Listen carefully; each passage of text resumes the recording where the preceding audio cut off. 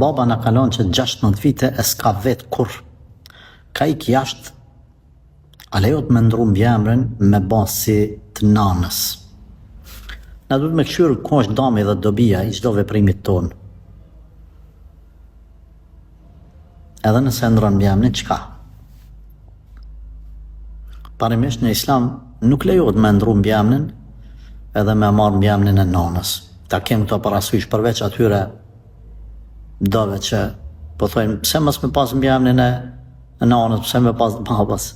Parimisht, fëmija emërtohet në emër të babas edhe në mbjemër të babas. Nëse ju e dëni nanën se ju ka këqyra jo shumë, Allahu e shpërblet që ju ka këqyra.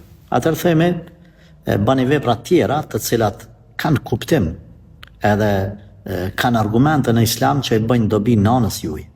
Bëhoni të sjellshëm, bëhoni të dobishëm, të devotshëm. Bëni dua. Nëse e keni gjallë nanën këqyrën e mirë, respektani, nderani, mos e idhnani, mos e mërzitni, bëni dua për ta, jepni sadak, etjere, kjo është ma dobishme se sa thjesht disa shkroni aty mrapa emrit tënd, kështu ose ashtu, kur gjë nuk lunë rol kjo gjë. Nuk kisha me preferu me bëni gjë të tillë. Baba për vete, ju për vete.